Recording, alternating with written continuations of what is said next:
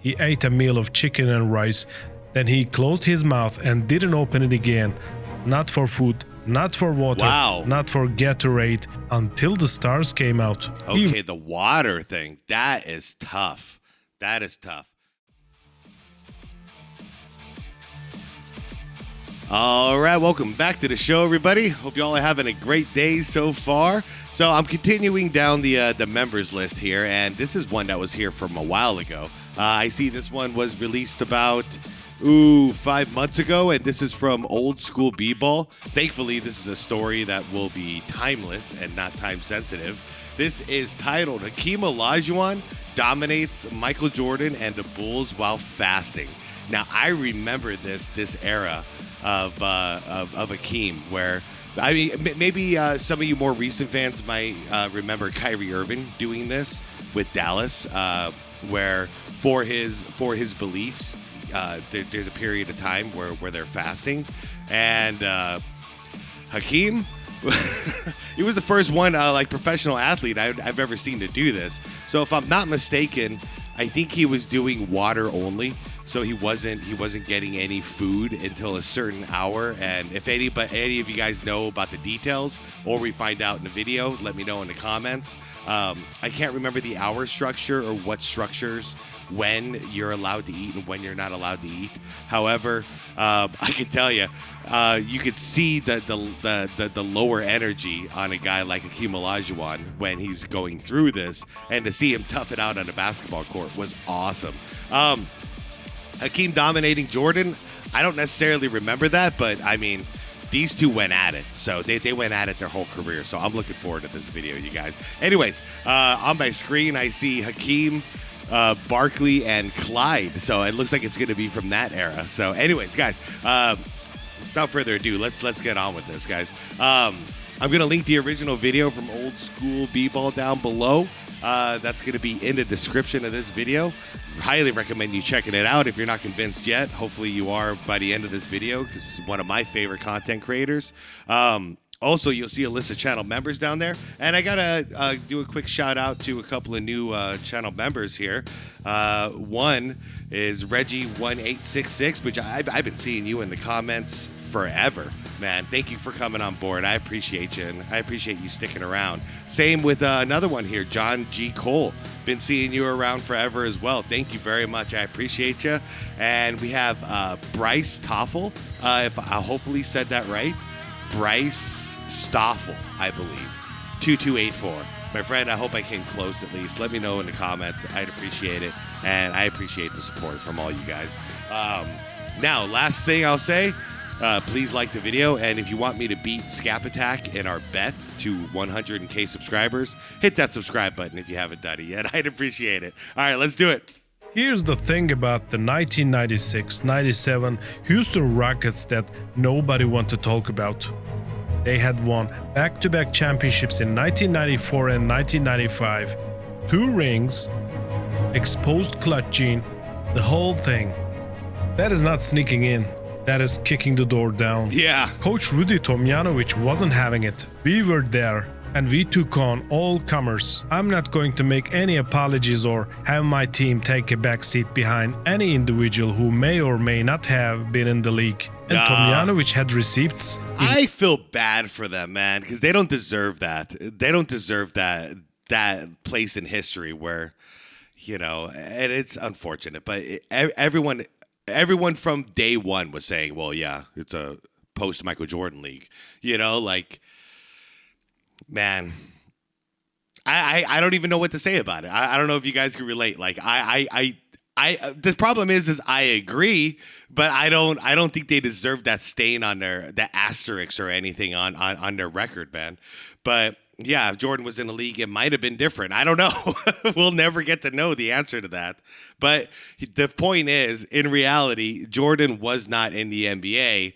These guys were the back-to-back champs, and they earned it, dude, especially that second one.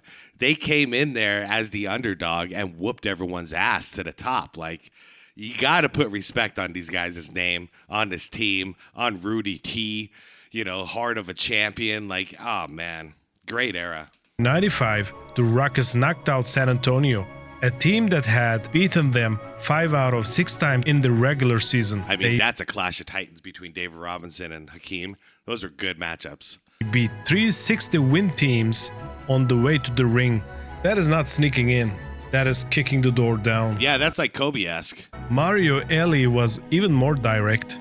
It ain't my fault the guy wanted to go off to hit some home runs or something. We are here playing the game, and it is all we could do. People have a tendency to forget real quick. Then Eli said the quiet part loud. They talk about Michael being the best, but I don't think I've ever seen a guy play a better stretch of basketball than Dream in the 94 playoffs. So when the schedule makers put the Bulls on NBC for a Sunday night rematch... And here's the deal. As a basketball fan, man, like, I hope you guys can relate. Yeah, Michael Jordan's the GOAT. I am not ever putting any disrespect on Hakeem Olajuwon's name. Yeah, he did... He was in God mode for these couple of years, okay? I don't care about, like, the debate or anything like that. Like, this guy, these 2 years, he was the best in the world, bar none. You know, yeah, Michael Jordan was playing baseball, so it is what it is, man. The summit, 8 days after Chicago had demolished Houston, 110-86. The Rockets circled that date in blood. But there was a complication. It was Ramadan. Hakeem Olajuwon, a devout Muslim, was deep into his fast. No food, no water, nothing between sunrise and sunset. Anybody know the difference between Ramadan and Ramazan? I've had some friends who referred to it as Ramazan and corrected me when I said Ramadan. You know what I mean? And added that Z sound in there. If there's any difference, or is it just like different based on regions or anything? I'm always up for learning new stuff. The game tipped off well before the sun went down. On game day, Hakeem rose before... Okay, wait. Say that again. No food, no water, nothing between sunrise and sunset. Sunrise and sunset. Okay. Got it. So if it's a night game, then you can eat once the sun sets. Okay. And the game tipped off well before the sun went down. Oh. On game well then. Game day, Hakeem rose before dawn. He ate a meal of chicken and rice.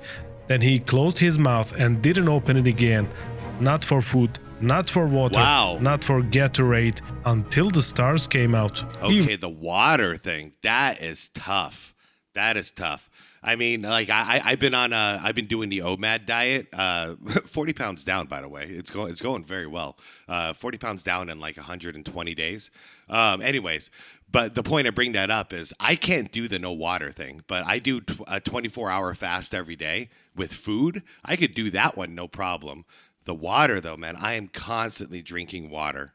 I can deal without the other beverages, you know, soda and all that stuff. I don't need that. But water, especially here out in Phoenix, Arizona in the summer, I don't know. That would be very challenging for me. And then to go out and play basketball, where's the sweat coming from? Walked into arena to face the best team in basketball, running on faith and a plate of chicken. And this is where the story gets ridiculous. January 19, 1997, the Summit, Houston, NBC cameras rolling. Chicago was 34-4, riding a 9-game winning streak, the best record in the league. Yeah, David Stern knew what he was doing with this Sunday matchup. Yep, this is prime time. You got the two teams responsible for the last 5 championships. Let's go. Vegas had them by 4. Dennis Rodman was suspended for kicking a cameraman. I remember. Charles Barkley was nursing a badly sprained ankle and was doubtful. Both teams were missing an enforcer. Yep. Eli saw the opportunity. I mean, that's a fair loss. Power forward for power forward. I think it is a perfect scenario for us. We got our butt kicked last time, and it is an NBC game at our place.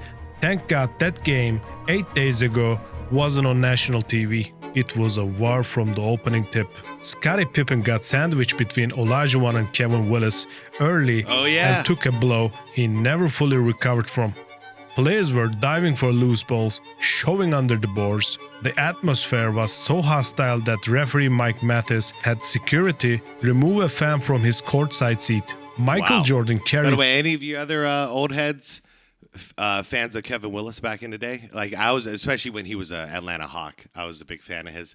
All right, let's see. There was no yawning yesterday. There were players driving or diving for loose balls, pushing and shoving under the boards, and a playoff atmosphere so intense. Referee Mike Mathis had security move a particularly vocal ferocious, like I guess a loud fan from his courtside seat.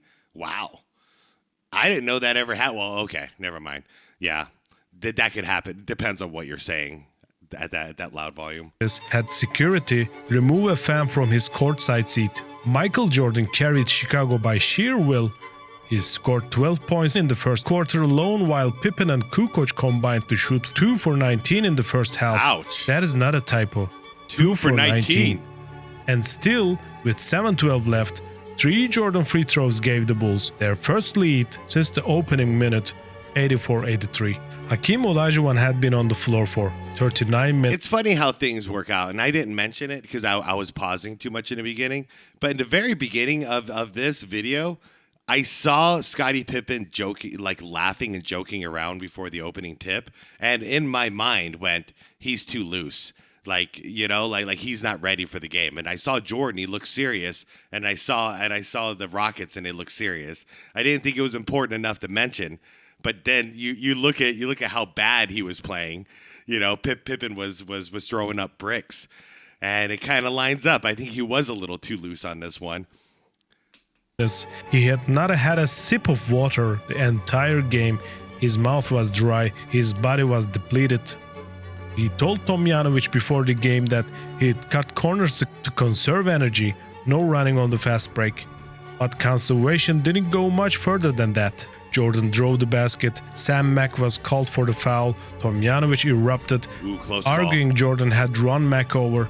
The ref hit Rudy with a technical, only his second of the entire season. Okay, let's settle it then. Let's settle it. Conservation didn't go much. Hold on. Where are your feet? Don't move up, camera. Don't. Okay. He's planted outside of the. Yeah.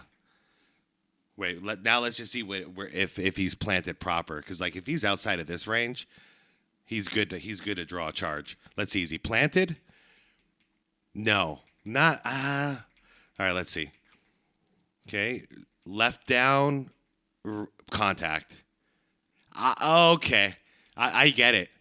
I'd say he's a half a second late on getting position. Because the thing is, if you guys don't know, you have to truly establish your position, and you can't fluctuate. You can't lean. You can't wobble your legs. They got to be firmly planted before contact is initiated. When I watched it live, I thought that was a charge, but upon review, it looks like. Sorry, I sound like a ref now. Let's move on. Called for the foul. Upon review, Tomljanovic erupted, arguing Jordan had run Mack over. The ref hit Rudy with a technical, only his second of the entire season. It is about damn time that Rudy got a T. We were getting cheated out of everything all game. It was good to see. That technical lit a fire, and what followed was devastation. Olajuwon made 4 straight free throws. Willis hit an 18-foot hook off a gorgeous Drexler feed. Nice. The Bulls turned it over. Hakeem found Ellie cutting to the wing, and freaking Mario Ellie. This guy. He buried the 3. The dam broke. The Bulls shot 23% in the fourth quarter. Randy Brown's dunk with 9 seconds left was their only basket in that entire stretch. Once, and this is the part that stays with you, Hakeem dove on the floor twice on the same play to force a 24-second violation. Wow. A man who hadn't had water in 12 hours diving on a hardwood floor twice, because that is what winning required. MVP, Pippen finished with 5 points, 2 for 14 shooting, 0 for 7. What? Wait, is that for the whole game? 2 for 14? Wow. I really should have pointed out in the beginning of the video he didn't look ready for this game. And this could happen, by the way, when you're used to playing at nighttime for the entire season. I always kind of felt bad for these guys because, you know, you have a morning game or early afternoon game as an NBA player on NBC back then. Like, your body's not ready to go. So he looked very loose, but 6 turnovers. How do you get that loose? 0 for 7 from 3? Okay. This is the worst game of Pippen's life. Wired. Pippen finished with 5 points, 2 for 14 shooting, 0 for 7 from 3, 6 turnovers. Kukoc had 3 points on 1 for 10. What were they? Were they out drinking the night before? Like both of them? Like, oh man, I've seen Pippen have bad shooting days. I've never seen Kukoc have that bad of a shooting day. Well, apparently now I have. Wow, that's terrible. They must have been like hungover or something. All 5 Rockets starters scored in double figures. Drexler had a triple-double, 17 points, 11 assists, 10 rebounds. Willis, stepping into Barkley's role, had a season-high 20. And Hakeem, 32 points, 16 rebounds, 5 blocks, 4 assists, 4 steals on an empty stomach. Good Lord. With a dry throat on national television. In the narrow hallway between the court and the locker room, Kevin Willis and Mario Elie found each other and banged fists. That is what it means. It is that little thing that Mario and I have, a little sign between ourselves that we're together and we're not going to be satisfied without a fight. Jordan, to his credit, didn't make excuses. He is unstoppable, he is tough, and you got to keep the ball out of his hands. He's a very agile center, and that is something that we just don't have. But the real story was... Facts. Did you guys imagine this Bulls team with Hakeem Olajuwon on it? Like it already was game over, but it would have been no contest whatsoever. Wasn't the basketball. And Jordan always kept it real when it came to Hakeem. All the way to this day, he still says on his all-time starting 5, he would pick Hakeem Olajuwon as a center. And he lists a ton of reasons why. I really always saw Hakeem as like if Jordan was a center, what would it look like? And I think Hakeem is that guy. Like, he does everything. It was why Hakeem was able to do it. Olajuwon, a devout Muslim, observed Ramadan every year of his career. No food, no liquids, sunrise to sunset, for a professional athlete engaged in a nightly war of strength, conditioning, and desire against some of the most gifted humans on the planet. The hunger was not there, it was the thirst. I tried to not to think about it. The thing is, control your desire. Most people assume fasting would wreck an athlete. Hakeem saw it differently. It is like somebody who swims in a pool or somebody who's swimming in the ocean. The ocean is stronger, so makes a better swimmer. When I was playing, we were traveling and all my teammates were drinking water. Man. To me, it didn't matter. It made me stronger. And the numbers backed them up. In February 1995, Olajuwon was named... I'm glad he said that. The food to me, at least, and I'm a foodie, man, that's easy to go 24 hours. And I still have plenty of energy by the end of it. I don't know what that is or why the science is behind it, but I have plenty of energy on the 23rd, 24th. Even sometimes I go further in like 25, 26 hours. I still got physical energy. The water, though, I don't know how he powered through that. I don't know how he's, at a certain point, if you've eliminated all the liquid from your body, like, how do you do that much physical work like he did on that basketball court? I couldn't fathom. NBA Player of the Month, despite Ramadan starting on February 1st.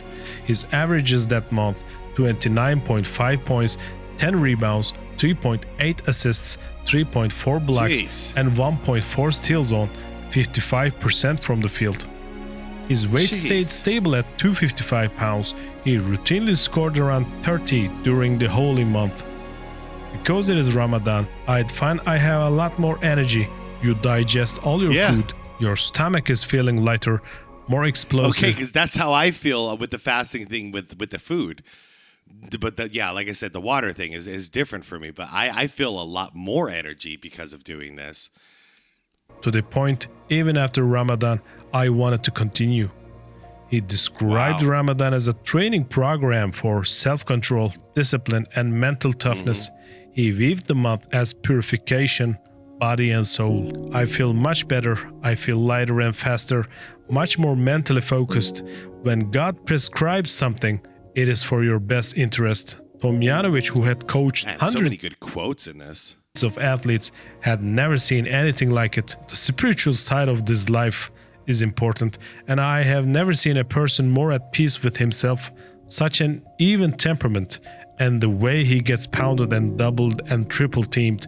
I don't know how he does it. He is the whole package. And that's cool that he says it like that. The even temperament, you know, that he's so like calm and peaceful. Because if you guys remember, in his early career, he was known as kind of a troublemaker, hothead. You know, I can't remember the details anymore because it's been a while since I remember like watching anything about it. But he was like an angry dude in the beginning of his career, and he was angry with the Rockets, and there was all kinds of drama going on early in his career. But later on, he found the spiritual side of him, and now he's look at, and you could see by the way he carries himself, how he was before he found faith before versus before he did. And I'm not saying it's for everybody. I'm not saying it's for me, blah, blah, blah. I'm not preaching or anything. But it's cool when I see somebody's life change in a positive like this for a reason like this. I think it's really cool. In the mid-1990s, Muslims in America were misunderstood, often conflated in popular imagination with violence rather than seen as ordinary American citizens. The average sports fan had never heard of Ramadan. Mm-hmm. And then every January or February, NBC announcers would mention that the best center in basketball wasn't drinking water during games, and millions of people would hear the word Ramadan for the first time, not from a news broadcast, from a basketball game. When I was playing, I didn't realize how much of an impact I would make on people, Muslim or non-Muslim. On national TV, the announcers were commenting about Ramadan, and this raised the awareness to general public, and we made all the Muslims very, very proud. Hakeem didn't preach, he didn't lecture, he just played, fasting, dominating, and letting the performance speak for itself. And I appreciate that about him. Yeah, because he never did preach. But he asked a lot of questions because this was very new to a lot of people at this time.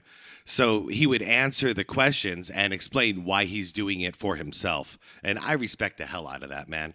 You know, because I don't really dig when people preach to me about their religion or their politics or anything like that. I don't enjoy it. But I welcome it all day if you wanna sit down and explain why you're doing what you're doing and what you get out of it. I really do enjoy that. He showed America a different image of what a Muslim could be: disciplined, graceful, dominant, and at peace. The torch kept burning. In April 2022, Kyrie Irving scored 34 points with 12 assists while fasting during Ramadan, becoming the first player since LeBron James in 2020 to... And he was on the right... Sorry, bad time pause, but like... I remember Mark Cuban on a podcast and talking about this too, and he was saying, we're not going to do to Kyrie what like Houston did. Like he was saying like Houston should have been ready with food and water for Hakeem on the bench the second that the sun went down. And he was like, that's what we're doing for Kyrie, you know? So the second that the sun is officially down, because Kyrie can't see that from a basketball court inside, boxed in a stadium. You can't see anything. So he was like, we literally had a guy who his job was just the second that the sun went down, bring him food and water so he can go on the bench and get some nourishment and then go back in the game. Cool, man. Scored 30 points and 10 assists while shooting 80% from the field. Kevin Durant 80%. Watched that game and shook his head. To play an NBA game like that the last week or so, that shows that he is a different human being. Yeah. Different generation, same sacrifice, same refusal to compromise. The Houston Rockets hold a unique distinction in NBA history. They are the only team to win championships in the gap between the Bulls' 2 three-peats. Some people tried to diminish those titles because Jordan was retired. Hakeem never lost sleep over it. You don't win a championship by accident. Yeah. We had the best record in the league. Some people try to say, oh, Jordan was out those 2 years. That is why you won. That really doesn't matter to us. We don't have to prove anything. And then he said the things that tells you everything about these two men's mutual respect. That is one thing I really respect about Michael Jordan. He never say that He has tremendous respect for our team. Yeah. Even when Chicago was winning championships and we had a more average team, we were beating Chicago, we were good against Chicago. He gave us all the respect, and that is what's important to me. Dude, in 2008, I love this video, man. There's so much respect going back and forth throughout this video. the Houston Rockets unveiled a monument honoring Olajuwon outside the arena. Well earned. There was one condition: it could not include a picture or likeness of him. In keeping with the tenets of Muslim faith, wow. the 12-foot Hakeem Olajuwon stood there smiling as they spoke of his humility and dignity, as they reminded us that his greatness always extended far beyond the basketball court. Dude, you know what? In a world where we get all these like statues and like half of them look terrible, like the Dwayne Wade one, this is cool right here. They like you could get your jersey retired, and he did, but to have it like this, I think that's cool, man. bronze sculpture featured only his famed number 34 jersey. Even in bronze, Hakeem remained true to his beliefs. The dream never compromised. Yeah. Alright guys, thank you for Wow. watching. If you enjoyed this documentary, make sure you check out my other videos. I write every story myself. I do the research, the voiceover, and the editing. This channel is built from the ground up, one story at a time. If you want to directly support the work and help me keep creating more deep basketball documentaries, you can join the channel through the membership button called Content Fuel. That is the best way to support what I do here. And of course, don't forget to like the video if you enjoyed it. It really helps the channel grow. Subscribe if you're new and turn on the notifications so you don't miss the next story. More coming soon. Okay. Guys, link is down below if you want to go check out the channel. Like I said, highly recommend it. One of my favorite channels. And guys, this is one of those great channels that have been around for a long time and was very successful. Got a lot of views, and then once like the adpocalypse thing, the YouTube ad revenue, apocalypse that happened about like a year and a half ago. This is one of the many channels, including mine and so many other content creators I've talked to about this same topic. We all fell off a ledge at a certain point about a year and a half ago. This channel is one of them as well. And it's one of those where I don't want to see a world where this channel doesn't exist. So, yeah, I normally don't do it like this, but guys, if you haven't subscribed over there, please go over there and check it out. Unless you didn't like the content, then don't do it, obviously. But if you do, it'll go a long way, I'm sure. Because, yeah, we need to protect some of these old OGs, man. You know, like these guys that were in the game way before I was. And, I don't know. I'm going on a tangent, guys. Anyways, I love this channel. I want this channel to exist, and that's why I'm saying what I'm saying. So anyways, you guys do what you got to do. Okay, sorry if I was getting pushy there. Anyways, what I think about dude, I thought this video was absolutely fantastic. I did learn a couple things, and also it was just seeing all the mutual respect here between, like, okay, the premise of the game is the premise of the video is Hakeem is fasting and still dominating the Bulls, right? The greatest team of all time, Bulls. And that's an awesome story. But for me, the cool story is just the mutual respect between the two. You know, Jordan had his, well, let's see, Kukoc was a starter because Rodman was out. So he had Rodman out. Pippen played the worst game of his life. Tony Kukoc played the worst game of his life. And the Bulls got their ass beat. But he makes zero excuse. Instead, he just gives all the respect and credit to Hakeem Olajuwon. And then Hakeem, in turn, even though Hakeem could be pissed off at Jordan, even though it's not his fault, because everyone in the media and all the fans are saying, oh, you only won because Jordan was retired. He's, instead of taking it out on Jordan, he sees the bigger picture of it all. And it's like, no, Jordan always gives him that respect. So forget what you guys say. I absolutely loved it. And it makes sense why, to this day, you ask Hakeem, and I've seen it recently, you ask Hakeem Olajuwon who the greatest of all time, he just says Jordan. Jordan. No question, Jordan. And You know, when you're asking, MJ, like all-time center, who's he taking without even a second breath? It's Hakeem Olajuwon. Absolutely love this stuff. And I love the fact that this was an era where teaming up was not an option. So we got to see these rivalries. We got to see them go head-to-head. And in the respect later on. Because nowadays, if it was like this and there was this like mutual respect being said back and forth, you better believe they're about to team up, and build a super team. So anyways, you guys, like the vid on the way out, could you? I'd appreciate it. Subscribe if you want me to beat Scap Attack to 110K and win that bet. And guys, I appreciate you all being here. I